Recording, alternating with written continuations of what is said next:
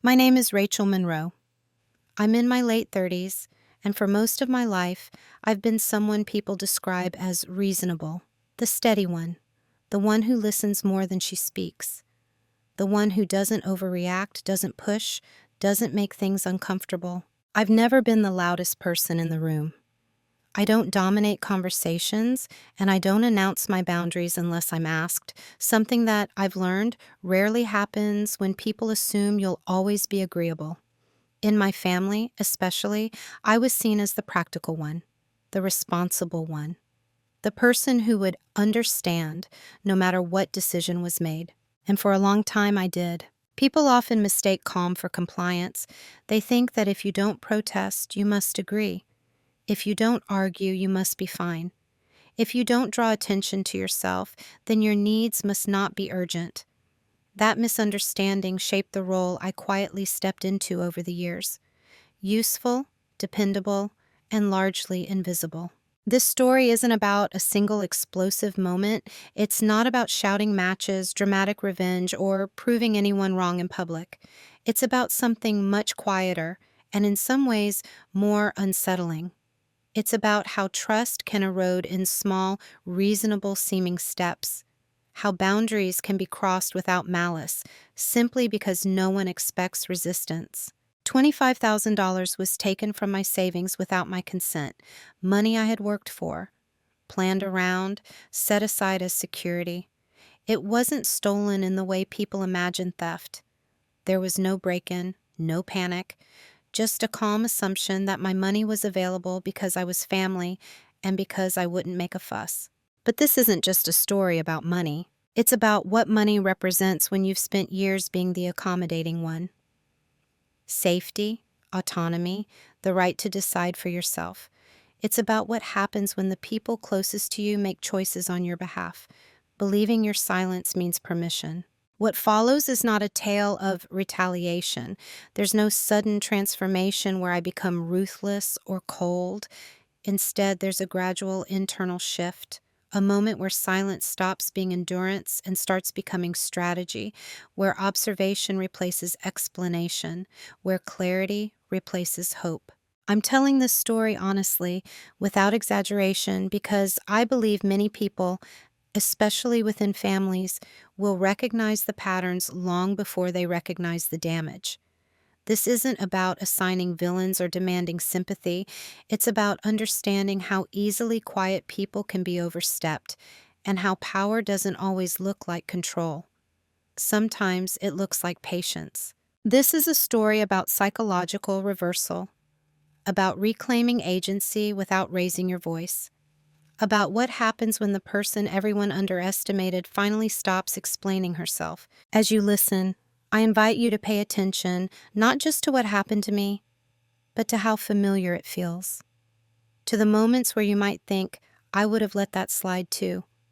To the places where silence seemed easier than conflict. So before we go any further, let me ask you something gently, something worth sitting with.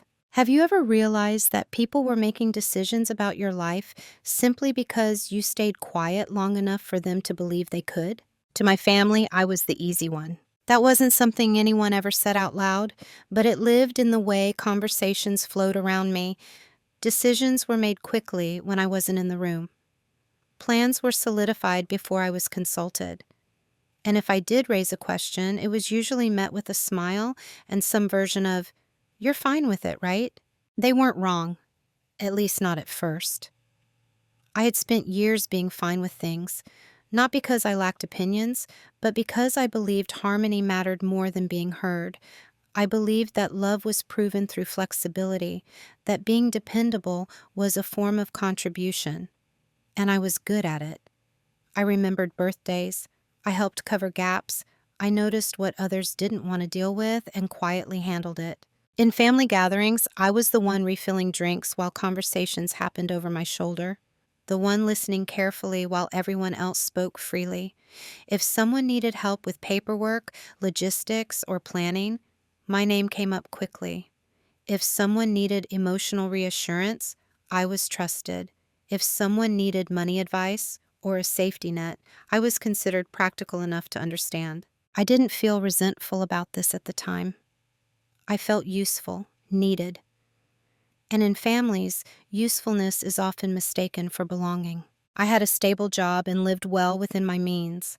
I saved consistently, not because I was ambitious, but because security mattered to me. My savings weren't a secret, exactly, but they weren't something I announced either.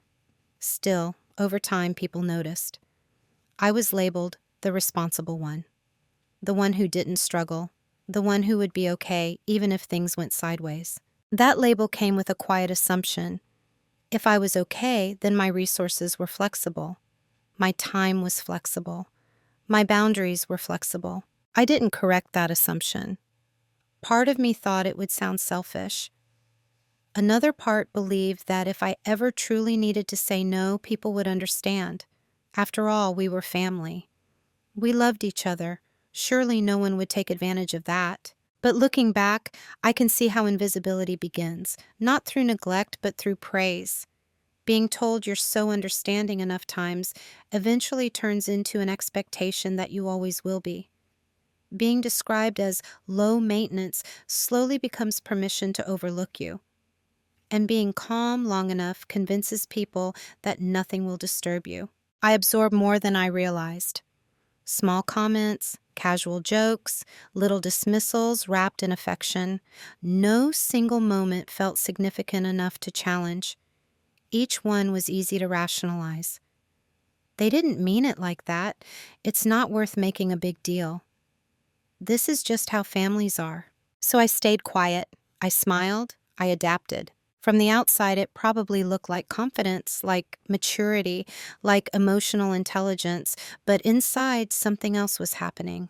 I was shrinking my reactions, editing my instincts, postponing my discomfort for a future version of myself who would somehow handle it better. In their eyes, I became predictable, reliable, safe, and predictable people are easy to plan around. No one asked me what role I wanted to play in the family. It was assigned gradually, through repetition. I was the one who would cope, the one who wouldn't take things personally, the one who didn't need checking in on. I didn't realize it then, but that role came with a cost. Because when people stop checking in with you, they also stop asking for permission. And when you've trained everyone around you to believe you'll always understand, the line between trust and entitlement becomes dangerously thin. At that point in my life, I still believed that silence was kindness, that patience was a strength, that being underestimated was harmless. I didn't yet understand that being unseen is not the same as being safe. The first time it happened, it didn't feel like a betrayal. That's important to say, because if it had, I might have reacted differently. I might have spoken up sooner. But the truth is, the first small cut was wrapped in reason, delivered casually, and softened by familiarity. It was a conversation I wasn't meant to overhear. We were gathered at my parents' house for one of those ordinary weekends that blur together over the years. Nothing celebratory, nothing tense. Just family moving around each other out of habit. I was in the kitchen rinsing a mug when I heard my name from the living room, not in concern, not in conflict, but in passing. "She won't mind," someone said. The sentence landed softly, almost kindly, no edge to it, no warning, just an assumption, stated as fact. I remember standing there longer than necessary, the water running, my hands still. I didn't hear what came before that sentence, and I didn't hear everything that followed, but I didn't need to. That phrase, "she won't mind," told me exactly where I stood in the discussion. Later, when I asked what they were talking about, the explanation came quickly and confidently. A small decision, a temporary adjustment, something done for convenience, nothing permanent, nothing serious. And again, I was told, "You understand?" I nodded. I always did. That was the moment I should have felt uneasy, but I didn't. At least not fully. Instead, I felt a dull pressure in my chest, the kind you ignore because you don't want to seem dramatic. I told myself it wasn't about me, that it wasn't worth unpacking. Families sometimes make choices on the fly. What bothered me wasn't the decision itself. It was how invisible my voice had been in the process, not ignored, preempted. They hadn't decided against me, they had decided for me. That distinction mattered, though I didn't yet have the language for it. Over the next few weeks, similar moments appeared, small, forgettable on their own. A change of plans I learned about after the fact. A financial detail was mentioned casually, as if it had already been agreed upon. Each time there was an explanation ready. Each time someone smiled as they spoke, confident that I'd absorb it without friction. And each time I did. I told myself that speaking up would make things awkward, that it would create tension where none was intended, that I didn't want to be the person who complicated everything. Silence felt easier, cleaner, more mature. But silence has a way of teaching people what they can get away with. I began to notice how often my consent was assumed rather than requested, how decisions were phrased as updates instead of questions. No one ever said, "We didn't ask you because we didn't think you'd care," but that was the message underneath every interaction. What unsettled me most was how normal it all seemed to everyone else. No one looked guilty, no one acted secretly, there were no hushed tones or guilty glances, just comfort, familiarity, the ease of people who believe they're doing nothing wrong. That's when I realized something important. Harm doesn't always announce itself. Sometimes it arrives quietly, carried by people who love you and believe they're being reasonable. I didn't confront anyone. I didn't even argue. I simply filed the feeling away, like a note written to myself for later, a reminder that something had shifted, even if no one else noticed. I told myself it was just a misunderstanding, but once you notice the first small cut, you start seeing where the blade came from and how often it's been used before. After the first small cut, nothing dramatic happened. That was the problem. Life continued exactly as it always had. Family gatherings still felt familiar. Conversations still flowed easily. No one treated me differently. And because nothing looked wrong, it became easier to convince myself that nothing was wrong. The moments that unsettled me began to repeat, but never loudly enough to demand attention. Plans would shift without warning. Someone would mention an arrangement as if it had already been finalized, and I would realize I was hearing about it last. Financial conversations happened around me instead of with me. When I hesitated, even briefly, there was always reassurance ready. It's not a big deal. It's just temporary. You're not the kind of person who gets upset over things like this. Each sentence was delivered gently, almost affectionately, and each one placed me further into a role I hadn't consciously agreed to play. I began to rationalize it. I told myself that my family trusted me, that involving me less was actually a sign of confidence. I told myself that speaking up would make me seem petty.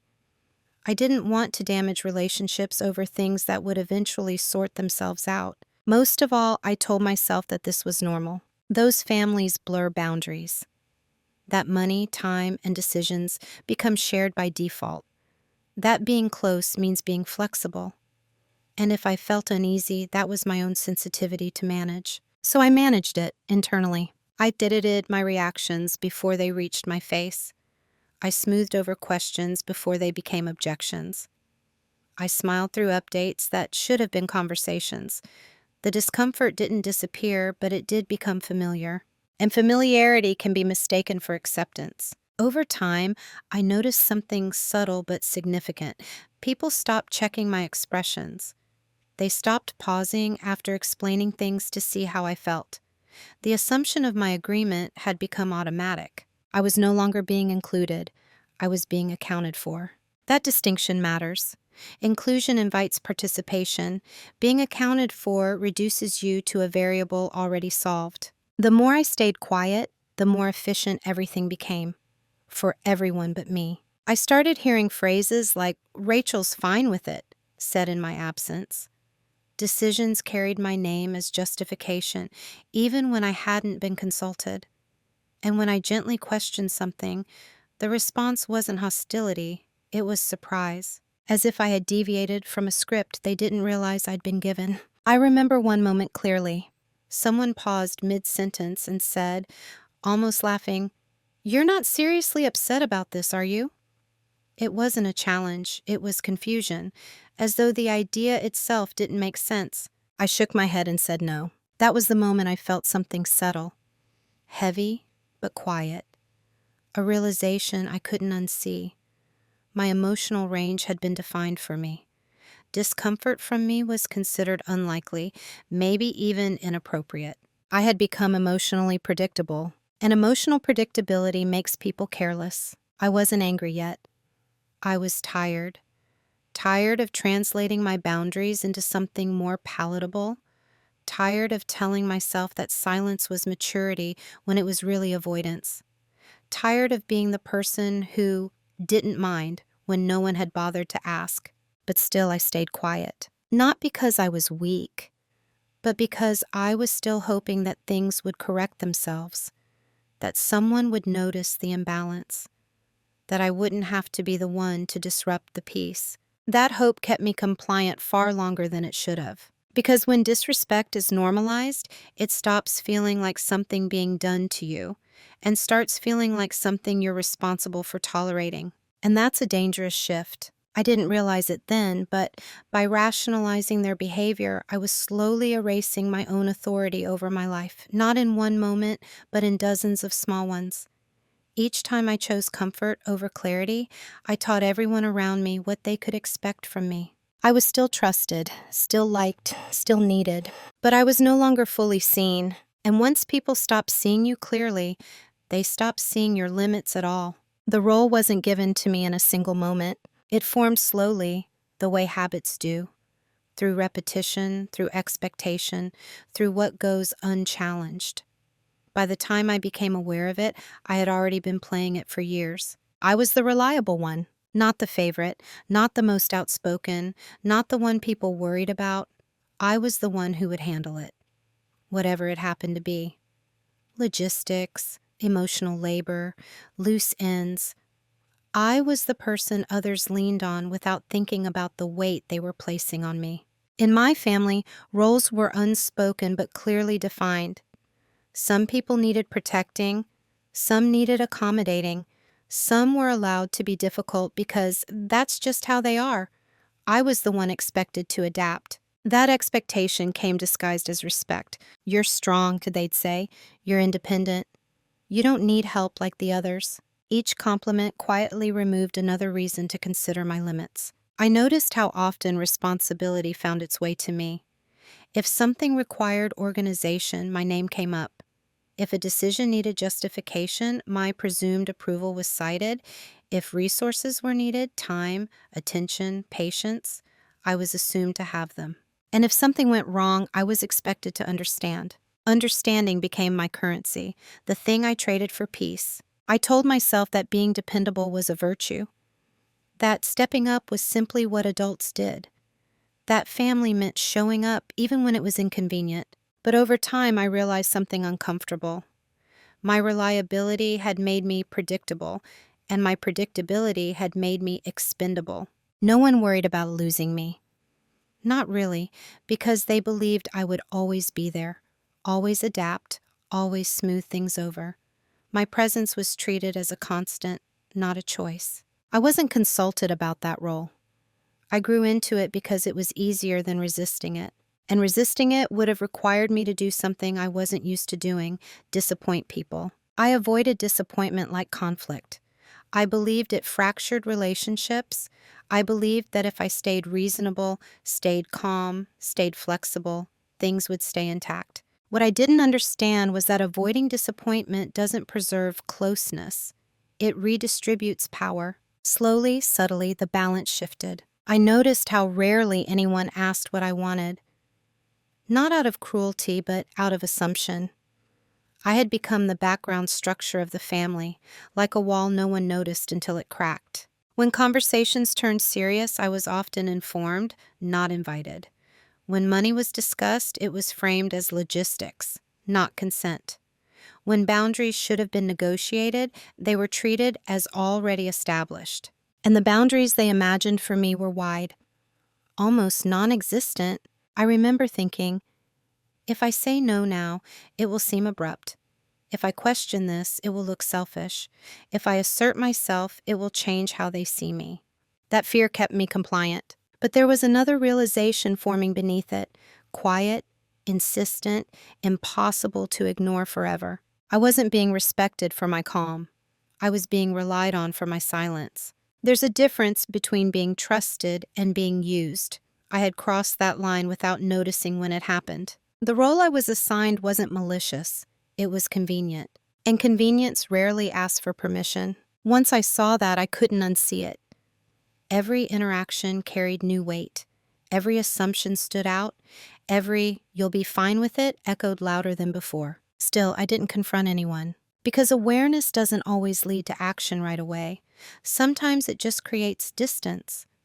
A quiet step back, a moment of observation. I was beginning to understand the system I was in, and my place within it. And understanding, I would soon learn, is the first step toward changing it. The day something shifted didn't look important from the outside.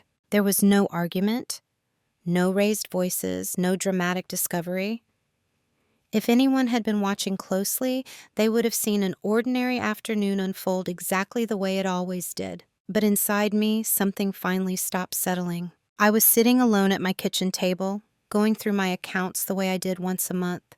It wasn't anxiety that drove the habit, it was routine. I liked knowing where I stood.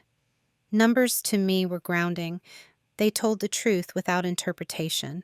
At first, I thought I was reading it wrong. I refreshed the screen. I checked the date. I scanned the transaction again, slower this time, as if the meaning might change if I looked at it long enough. $25,000. Transferred out of my savings. There was no alert, no warning, no message asking if it was okay, just a clean line item, already processed. Final. Efficient. My first reaction wasn't panic. It was disbelief. Not at the money itself, but at the assumption behind it. It took quiet confidence for someone to move that amount without speaking to me first. The certainty that I would understand. I would accept the explanation later. That my consent could be retroactive. I sat there for a long time, hands folded, heart steady in a way that surprised me. I wasn't shaking. I wasn't crying. I wasn't even angry yet. I was clear. For the first time, the pattern wasn't abstract anymore. It wasn't about tone or assumptions or being left out of conversations. It was concrete, documented, irreversible. This wasn't carelessness. This was entitlement. I thought back to every moment I had stayed quiet, every time I had nodded instead of questioned, every time I had absorbed discomfort so no one else had to feel it. This was what that silence had been training them for. I didn't call anyone right away. That was the real shift. The old version of me would have reached out immediately, seeking context, smoothing things over before they could escalate. I would have listened carefully, reassured everyone that I wasn't upset, and quietly carried the weight of it myself. But something in me had changed. I realized that if I reacted too quickly, I would be reacting inside their frame, not mine. I would be responding to their justification instead of honoring my own boundaries. So I stayed still. I opened a notebook and began writing down facts. Not feelings, not accusations, just what I knew. Dates, amounts, access points. Who had the authority to move funds, how that authority had been granted, and how casually. As I wrote, another realization surfaced, calm and unmistakable. No one involved thought they were doing anything wrong. That clarity was unsettling, but also strangely grounding, because it meant this wasn't about misunderstanding. It was about a system that worked exactly as designed. A system where my silence filled in for my consent. I felt something I hadn't felt before. Not rage, not sadness, but resolve. A quiet decision is forming beneath the surface. Not about punishment, not about confrontation, about change. I understood then that explaining my feelings wouldn't be enough. Appealing to empathy wouldn't fix this. The imbalance was structural, not emotional. And structures don't change because you ask nicely. They change when the rules are rewritten. That afternoon, I made a promise to myself. I would not rush. I would not announce. I would not demand understanding. I would observe. I would prepare. And I would make decisions that didn't require permission. The money mattered, but what mattered more was what it represented.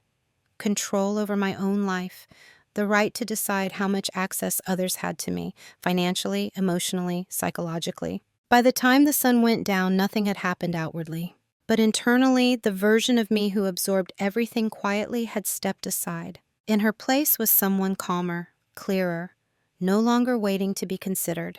That was the day something shifted. After that day, my silence changed texture. Before, it had been reactive, something I used to keep things smooth to avoid discomfort, to preserve harmony.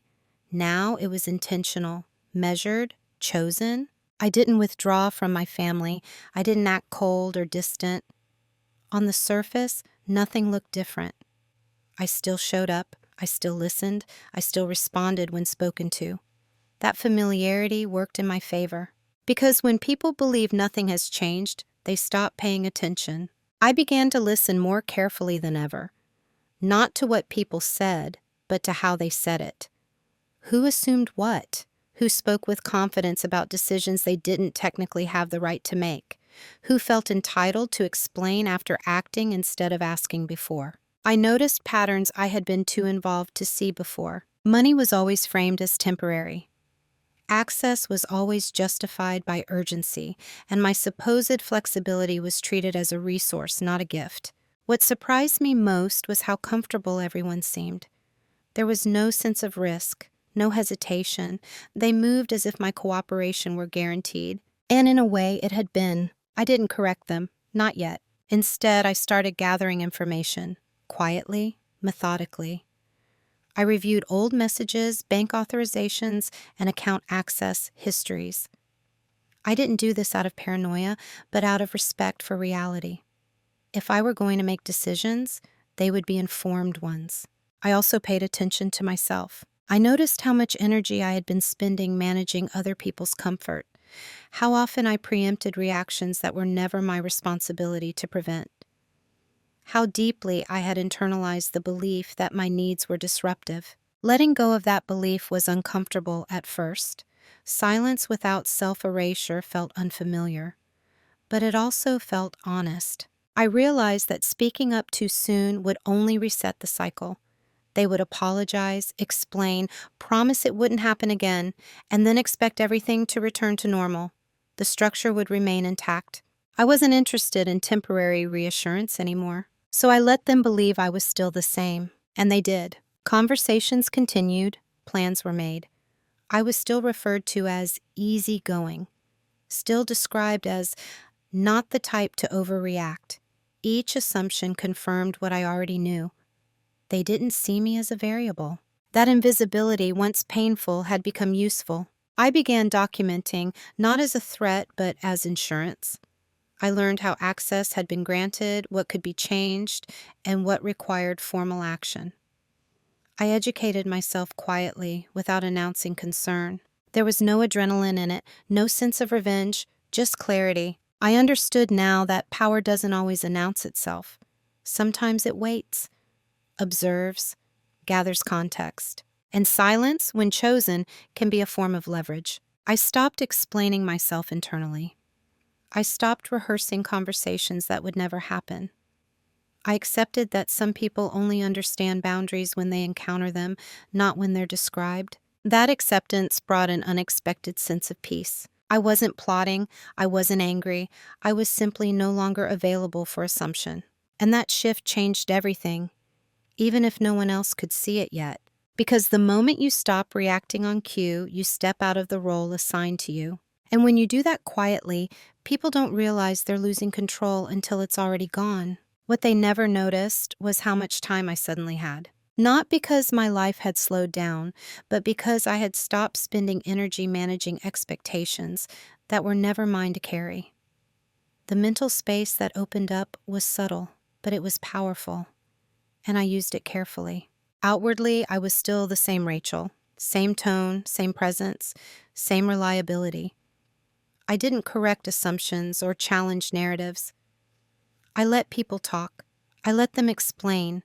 I let them feel comfortable. Comfort makes people careless. While they were relaxed, I was paying attention. I began to see the system clearly, not just who did what, but how decisions flowed. Who initiated, who approved, who benefited, and who was always expected to absorb the consequences quietly. It wasn't just about the money anymore. The $25,000 had been a catalyst, not the core issue. The real problem was access. Who had it, who assumed it, and who never questioned whether it should exist at all. I learned more in those weeks than I had in years of participation. I reviewed account structures. I read policies I had skimmed over before. I asked neutral questions in unrelated conversations, phrased as curiosity rather than concern. No one thought twice about answering.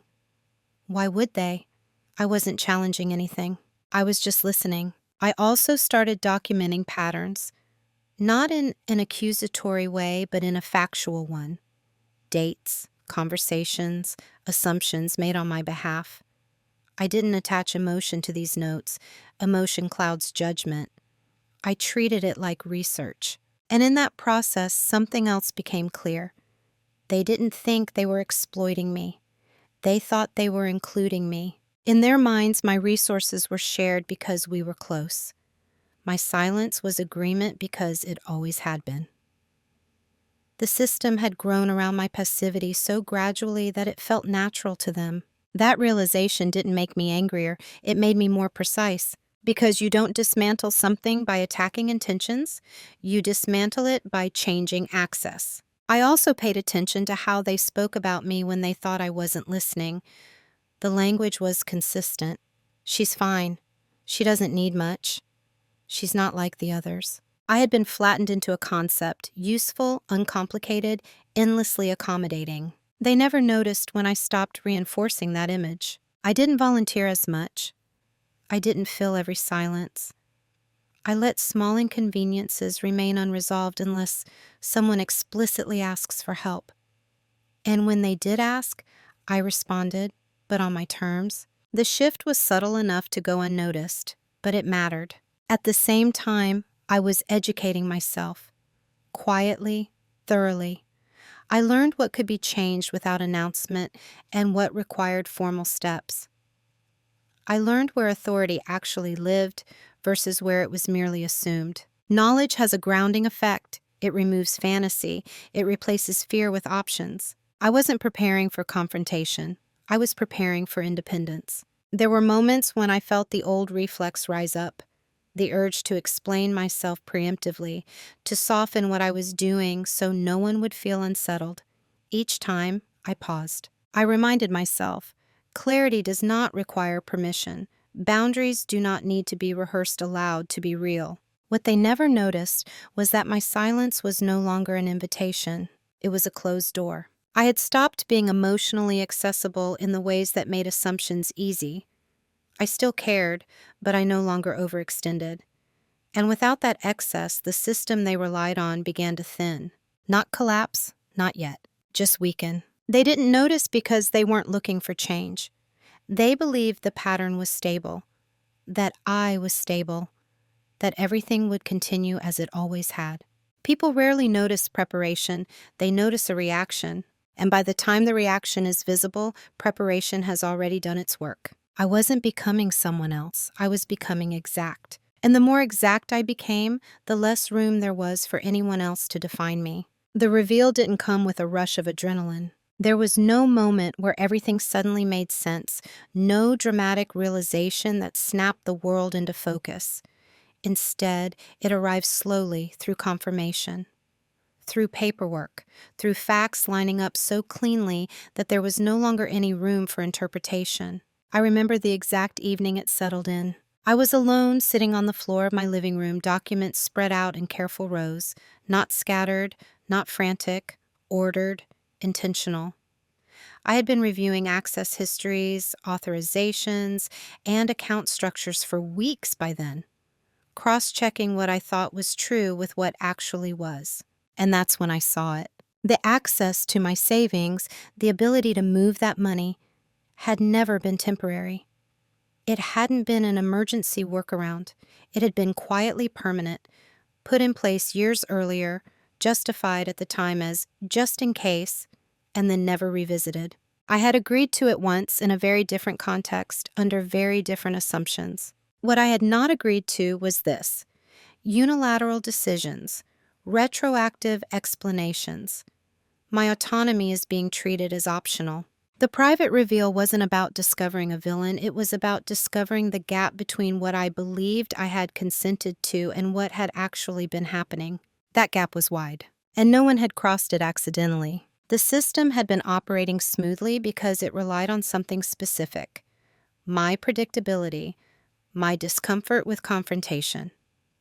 My belief is that good intentions excuse bad boundaries. Seeing it clearly didn't make me emotional. It made me still. I realized then that nothing I said would undo what had already been normalized. Even if they apologized, even if they promised change, the structure itself had been proven unsafe for me. And safety, real safety, doesn't depend on someone else's restraint. It depends on the design. I also realized something else, just as important. I had leverage. Not in the sense of threat or exposure, but in the sense of control over my own access points, over permissions that could be revised, over systems that could be redesigned quietly, legally, and completely within my rights. That knowledge didn't feel empowering in the way movies depict empowerment. It felt sober, grounded, final, because leverage carries responsibility. It meant that what I chose next would shape not just outcomes, but identities, mine and theirs. It meant that once I acted, there would be no pretending things hadn't changed. I didn't rush into that decision. Instead, I sat with clarity. I let myself grieve, not the money, but the illusion. The belief that being easygoing had protected me. The hope that trust would be honored simply because it was given. I understood now that trust without boundaries isn't generosity, it's exposure. And exposure invites misuse, even from people who don't see themselves as cruel. That night, I didn't call anyone. I didn't rehearse conversations. I didn't imagine confrontations. I simply closed the folder, stacked the documents, and put them away. The reveal wasn't something I needed to share. It was something I needed to act on. For the first time, I felt completely aligned with myself. Not defensive, not uncertain, just clear about what I would and would not allow going forward. The leverage I had wasn't about forcing anyone to acknowledge wrongdoing. It was about removing the conditions that made wrongdoing possible. And that kind of power doesn't announce itself. It waits. Once you see the full shape of something, you can't pretend you don't. That was the position I found myself in after the private reveal. The facts were clear. The access points were mapped. The assumptions were undeniable. What remained was choice. And there were several paths available to me. I could confront them immediately, lay everything out, demand explanations, ask for the money back, and insist on apologies. That path would have been emotionally satisfying in the short term.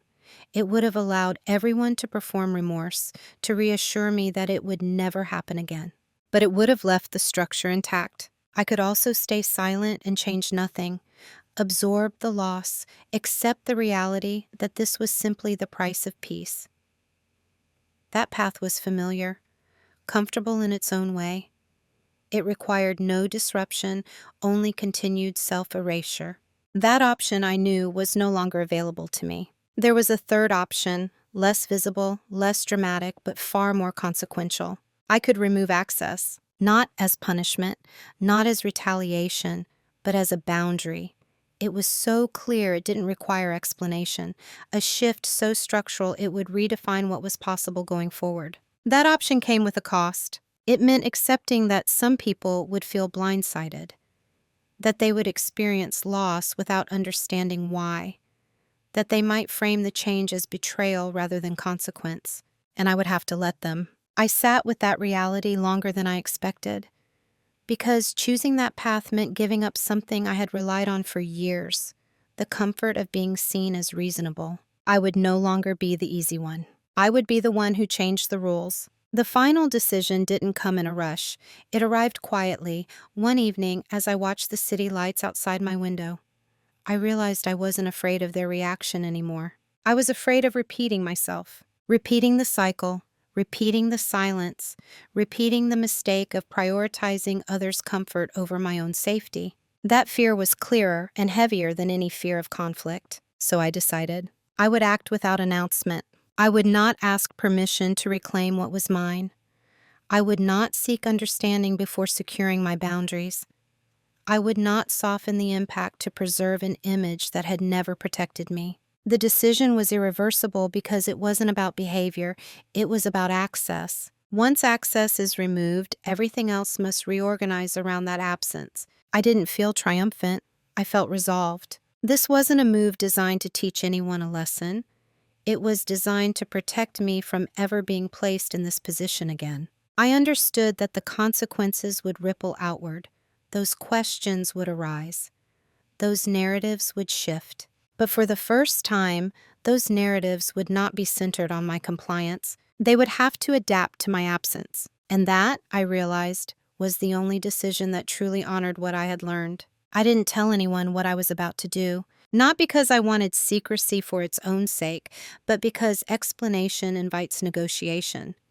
And negotiation would have pulled me back into the very dynamic I was trying to leave. So I moved quietly. The first steps were practical, almost boring in their simplicity.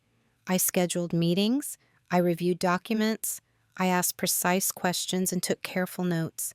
Everything I did was legal, standard, and entirely within my rights. There were no loopholes, no shortcuts, no emotional decisions disguised as strategy. Just corrections. I changed access points one by one.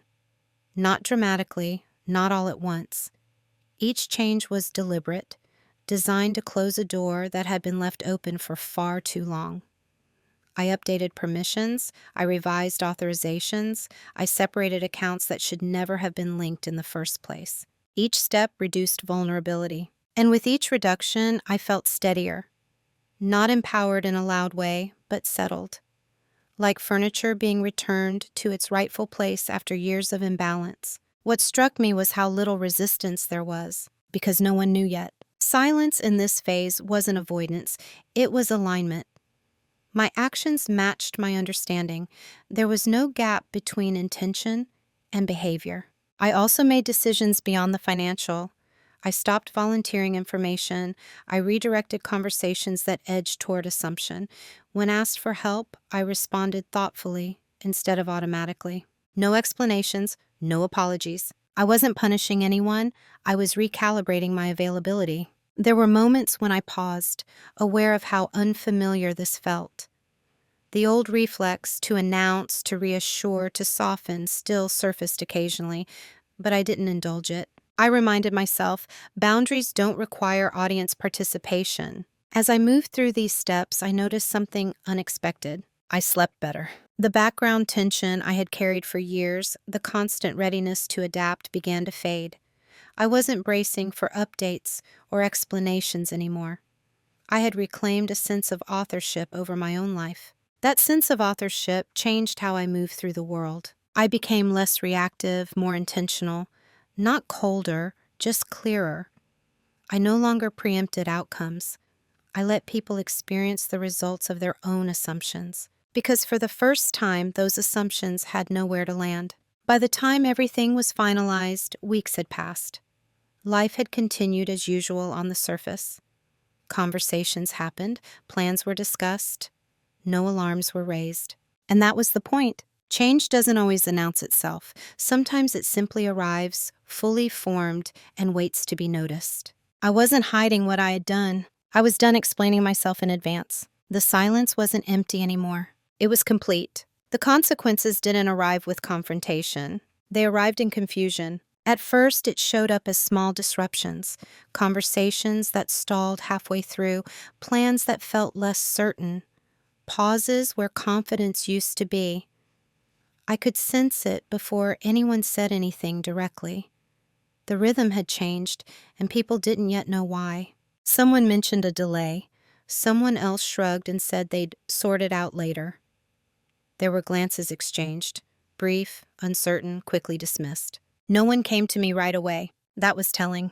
They assumed it was a temporary inconvenience, a technical issue, something that would resolve itself, the way things always had. Because in their minds, I was still part of the background system, still available, still flexible. I listened. I watched how discomfort moved through the family now that it no longer landed on me, how quickly irritation surfaced when solutions weren't immediate, how often my name almost came up and then didn't. It was subtle, but it was there. The first direct question came days later, framed carefully, casual, almost polite. "Hey, quick question. Do you know why this isn't going through?" I looked at them, calm, present, genuinely curious. "No," I said, and I meant it. That answer disrupted something, not because it was rude, but because it didn't perform the role they expected. I didn't follow up with offers. I didn't speculate. I didn't rush to fix it. I let the silence sit. They nodded, a little thrown off, and moved on. From that point on, the pattern repeated. Questions were asked sideways. Comments were made indirectly. Frustration leaked out in small ways. Tone shifts, impatience, mild defensiveness. Still, no one addressed the root issue, because addressing it would require acknowledging something else. That access had been lost. Those assumptions had failed. That I was no longer filling the gap. People rarely confront loss directly when they believe it's reversible, so they circled it. I could feel the narrative beginning to form, one that didn't include wrongdoing, only inconvenience. I was no longer easy, but I wasn't yet difficult. I was absent. And absence is harder to argue with than refusal. What struck me most was how quickly the atmosphere changed. Not dramatically, but noticeably. The ease was gone. Conversations became more cautious. Decisions took longer. Responsibility started bouncing around, looking for somewhere to land. No one said my name aloud in those moments, but everyone felt it. There was a quiet resentment building, not toward me specifically, but toward the disruption itself, toward the fact that things no longer worked the way they used to. And still no one asked me why. That silence confirmed everything I needed to know. They weren't interested in understanding boundaries. They were interested in restoring convenience. I stayed steady, polite, unchanged. I didn't correct their assumptions or defend my choices. I didn't offer reassurance that things would go back to normal, because this was the new normal. Watching the consequences unfold without intervening was harder than I expected. Not emotionally, but ethically. I had to resist the urge to step in, to help smooth things over the way I always had. But I knew that doing so would undo everything. Growth requires friction, not conflict, friction.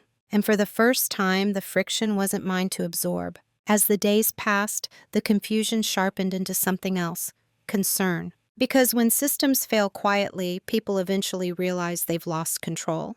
And that realization was getting closer. By the time they realized something was truly wrong, the window to fix it had already closed. The confusion had hardened into urgency. What had once been brushed off as a delay or a technical issue was now unmistakably a barrier. Conversations grew shorter, voices lowered, plans were revisited, then postponed. And still, no one came to me directly. That was the part that stayed with me. Instead of asking what had changed, they tried to work around it. Instead of questioning assumptions, they doubled down on them. They searched for solutions that didn't require acknowledging the absence of access they had taken for granted. I watched it unfold with a strange mix of distance and familiarity. I had spent years doing exactly this, working around discomfort instead of naming it. Now the pattern had simply shifted away from me. Eventually, the questions became less casual. Someone asked if I had updated something recently. Someone else wondered aloud whether I had moved things around. The tone was careful, probing, almost hopeful. I answered honestly, but minimally. "I made some changes," I said. Nothing more. That was the first crack. The room went quiet in a way that wasn't hostile, but uncertain. People glanced at each other, recalibrating. They were searching for context, for a version of the story where this was temporary, reversible, negotiable. I didn't offer one. What followed wasn't anger. It was bargaining. Suggestions surfaced quickly. We could talk it through. We could figure something out. There were reminders of history, of trust, of family. The implication was clear. Whatever I had done could be undone if we handled it the right way. I listened carefully. And that's when I realized it was already too late, not because I refused to change my mind, but because the change had done its work. The access was gone. The system had reorganized itself around that absence. Restoring it wouldn't bring us back to where we were. It would require me to willingly step back into a role I had outgrown. And I wasn't willing to do that. I didn't explain all of this. I didn't need to. I simply said, this works better for me.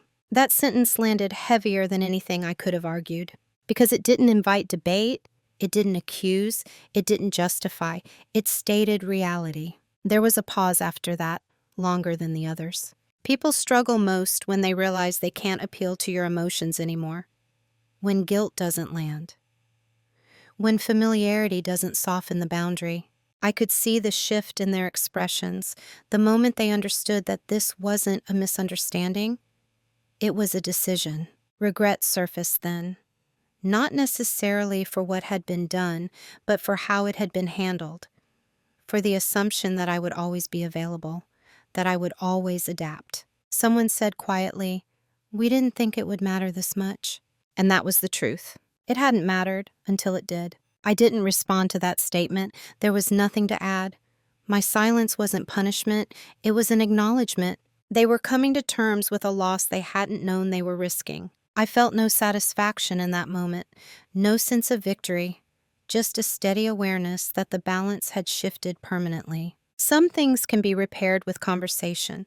Some patterns dissolve with awareness. But once access is removed, once authority is reclaimed, the relationship must either evolve or accept the distance. By the end of that conversation, nothing had been resolved, and everything had changed. The confrontation, when it finally happened, was quieter than anyone expected. No raised voices, no dramatic pauses, just a conversation that could no longer be avoided. We were sitting in the same living room where so many decisions had once been made without me. The familiarity of the space contrasted sharply with how different I felt inside it now. I wasn't bracing myself. I wasn't rehearsing what to say. I was simply present. Someone spoke first. They explained their intentions, carefully, slowly. There was no defensiveness in their tone, only justification.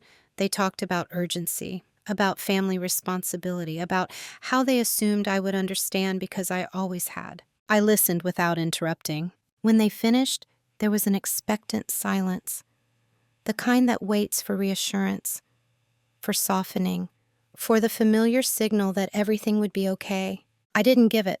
Instead, I said something simple. "I understand why you did it," I said. "I don't agree with how it was done." That distinction mattered. Understanding did not equal permission. Empathy did not cancel impact. They looked relieved for a moment until they realized I wasn't moving past it. Another explanation followed, a reminder of history, of how much we'd all done for each other, of how this was never meant to hurt me. I nodded. "I know," I said, and I meant it. Then I added, "That's why I changed the structure." The word structure shifted the tone. It moved the conversation out of emotion and into reality.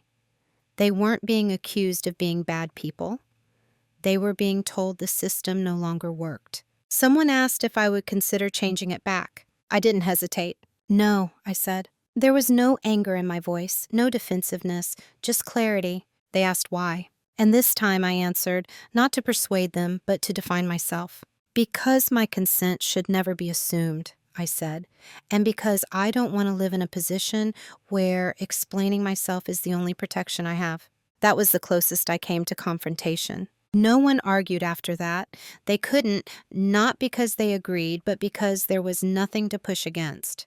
I wasn't asking them to feel differently. I wasn't demanding acknowledgement. I was stating a boundary that existed regardless of their reaction. The silence that followed wasn't hostile. It was contemplative. I could see them processing not just what I had done, but who I was now. The version of me who didn't rush to reassure, who didn't absorb discomfort on their behalf, who didn't trade clarity for peace. Someone finally said, "We wish you'd told us sooner." I considered that for a moment. Then I said, "I wish you'd asked." That was it. No final statements, no emotional release. just an exchange that marked the end of something unspoken and the beginning of something more honest. When I left that evening, nothing felt unresolved. Not because everything had been fixed, but because I had stopped waiting for permission to define my own limits. Who I am now looks very similar to who I was before, at least on the surface. I still speak calmly. I still listen more than I talk. I still value thoughtfulness over reaction. But something fundamental has changed beneath that familiar exterior. I no longer confuse peace with self-erasure. For a long time, I believed being reasonable meant being flexible at my own expense. I thought maturity was measured by how much discomfort I could absorb without complaint. I mistook endurance for strength. Now I understand that strength is not how much you can tolerate, it's how clearly you can decide. I didn't become colder after everything that happened. If anything, I became more precise. I stopped offering access where there was no accountability. I stopped assuming responsibility for outcomes I didn't choose, and I stopped explaining myself to people who only listened when it was convenient. That clarity reshaped my relationships. Some grew quieter, more distant, not out of conflict, but because the old dynamic no longer existed to sustain them. Others adjusted, slowly, awkwardly, but genuinely. They learned to ask instead of assume, to pause instead of proceeding. I let those changes happen without forcing them, because I no longer believe it's my job to manage how others feel about my boundaries. What surprised me most was how much lighter my life became. Not easier, but lighter. The constant background effort of staying agreeable, staying available, staying invisible had drained more energy than I realized. Without it, I had room to breathe. I became more intentional with my time, more deliberate with my generosity. When I said yes, it meant something. When I said no, it didn't come with guilt or explanation. I wasn't trying to prove anything. I was simply living in alignment with myself. The money, the $25,000, was eventually returned. Quietly, without ceremony. It mattered, of course, but by then it wasn't the point anymore. What mattered was that my life no longer depended on other people's restraint. I had redesigned it so that my safety didn't require constant vigilance. I still believe in family. I still value connection, but I no longer believe closeness justifies access. Trust, to me now, is something that exists alongside boundaries, not instead of them. And I've made peace with the fact that some people preferred the old version of me, the one who didn't require adjustment, the one who made things easier, the one who stayed quiet long enough for others to decide on her behalf. I don't resent them for that. They were responding to what I allowed, but I don't live there anymore. Who I am now is someone who understands that quiet does not mean passive, that calm does not mean compliant, that you can be compassionate without being available to misuse. I am still steady, but now I am also sovereign. There's a reason I chose to tell this story slowly. Not because the moment they took $25,000 from my savings wasn't significant, but because moments like that don't happen in isolation. They grow out of patterns, out of silence repeated often enough that it becomes permission, out of love mixed with entitlement until the line between care and control blurs. If there's one thing this experience taught me, it's that boundaries don't fail all at once. They erode quietly, especially when you're the one who's always understanding, especially in families where history is used as justification and closeness is mistaken for consent. I didn't lose my voice because someone took it from me. I misplaced it by believing that peace required my constant accommodation. And I didn't get it back by shouting. I got it back by choosing clarity over comfort, by redesigning my life so that my safety didn't depend on being endlessly agreeable, by understanding that you don't owe access to anyone, no matter how close they are, simply because you've always given it before. This story isn't about cutting people off. It's about cutting patterns off. It's about recognizing when being the easy one starts costing you parts of yourself, when your calm is mistaken for consent, when your silence is interpreted as approval. If you take anything from this, let it be this. You don't need to explain your boundaries for them to be real. You don't need anger to justify change, and you don't need permission to protect what matters to you. Sometimes the most powerful shift is the one no one sees until it's already done. I'm sharing this not to position myself as right or others as wrong, but to offer a mirror. Because if you've ever felt overlooked, assumed, or quietly overstepped, you're not alone. And you're not unreasonable for wanting something different. I believe in accountability without cruelty, in strength without spectacle, in choosing yourself without needing to destroy anyone else in the process. Quiet dominance isn't about control, it's about self-respect. So I'll leave you with this, not as a lesson, but as an invitation to reflect. Have you ever realized that staying silent was slowly teaching people how much of you they were allowed to take? And if so, what would change if you stopped? If this story resonated with you, I'd really like to hear your thoughts in the comments. Not just what you think of what I did, but what it brought up for you. Because sometimes telling the truth quietly is how change begins. Cảm ơn bạn đã theo dõi. Hãy bấm đăng ký và bật chuông để luôn cập nhật nội dung mới. Hẹn gặp lại.